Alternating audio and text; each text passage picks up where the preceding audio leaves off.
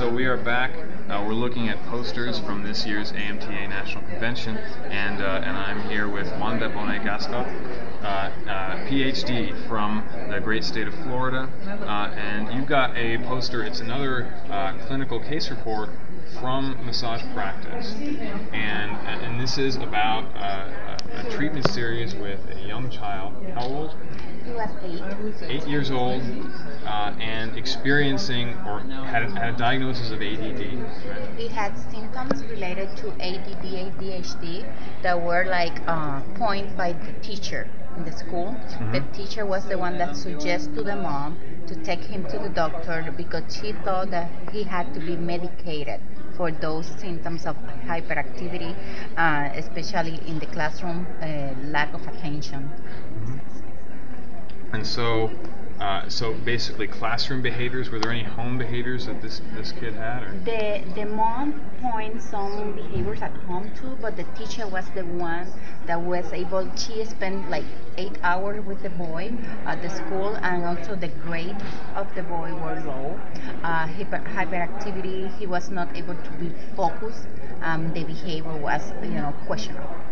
So this is a case probably pretty common, right? You've got a young kid, very young in this case, 8 years old, and a teacher is saying to the mother, you got to take your kid in to a doc.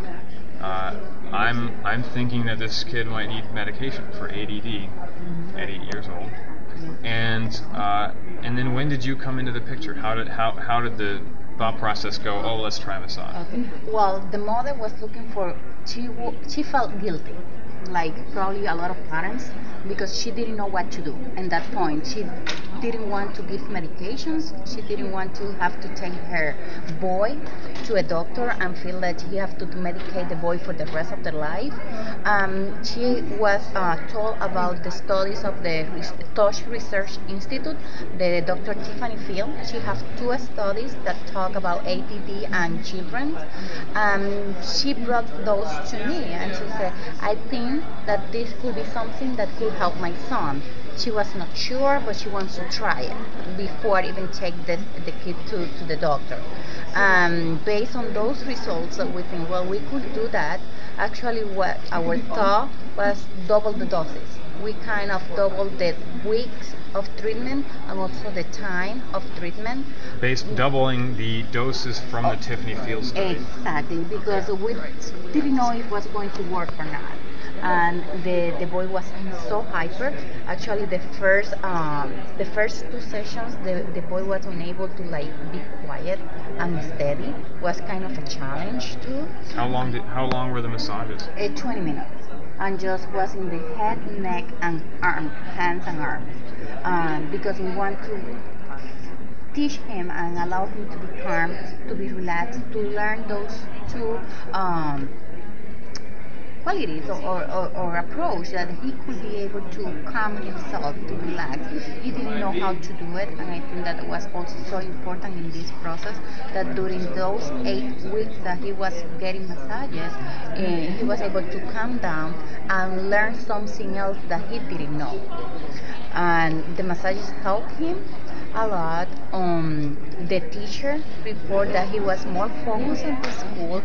His grades also go up, and the mother felt happy because she was not able to take the son to medications right away. Actually, the kid is now 14. He's in 9th grade. He's in high school.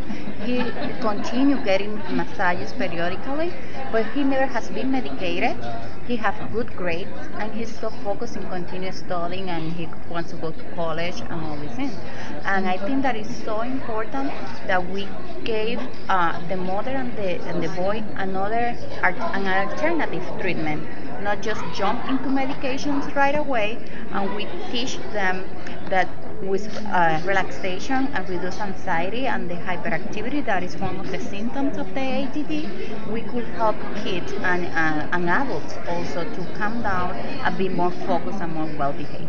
I think it's so interesting because I've seen studies about infant massage therapy, right, and in young massaging young folks, and I think it's a common experience of massage therapists that we find that most of the time we're doing the massage, but we're also sort of coaching folks how to engage with their own body, how to be in their own body, and give them sort of a skill set to calm down, right? So. It's totally true. Remember that today, in our days, the kids have all those video games, the TV, the environment, the society, and what they are putting in their computer, that is their brain, is a lot of violence. They don't learn. They have not been taught to calm down and relax. And I think the massage therapy have to take an approach with the parents and also with kids in the school and teachers to like, hey, this is a different treatment, a different approach that if you do it regularly could change your life, could reduce your anxiety, could give you more relaxation, could give you another perspective of lifestyle. Yeah. So this was one case, and there's a possibility here. The possibility is if we have young children with symptoms of ADD and we give them sort of a skill set in engaging with their own being and sort of calming themselves down, this is something that could extend far beyond the massage that they receive. It's a skill set that takes them into the rest of their life. What would you do if you had to design a research study, a larger study, or if you had to base something off of this, even if it was a protocol to give to other massage therapists? What's the most important thing you would want to say? I guess that we have to reach schools, teachers, and parents to let them know that this is an alternative that they could approach before jump into medications. ADD is like 3% to 5% of children right now in schools, and even teachers are getting hard time trying to teach the kids in a group of 20. If from 20 kids they have 10 with hyperactivity, it's really hard to transmit the knowledge. That means that we need to get into the schools, get into the parents, and give them the opportunity to experience massage and see what massage could do for the kids, for the parents, and even for the teachers. It's a whole population that we could touch and we could make a change starting from the schools. Well, that's a big ambition, but you took the first step by submitting a poster and a case study, and now people can go and read about it, right? That's true, because with the case study and the poster, we have something that people approach school teachers and parents and say, here is a case report, also is the studies of the Touch Research Institute that we could use like a tool to communicate that is something else that we could do. So it's not proof yet, but it's something. It's a piece of paper that says, look, this worked on at least one occasion. It's worked for someone, probably could work for you too. Yeah. You never know. Well, thank you for that. It's a fascinating case, and I'm excited to try this out. And I work with a couple of young kids, and I'm going to see more about giving them a sense of their own bodies. It's so important as you start to change the kids, the children's mind early age. We are going to see a big change because they are the future, and we have to start to change the future from the little kids. I have nothing to add. That's beautiful, and thank you. Thank you, Mike.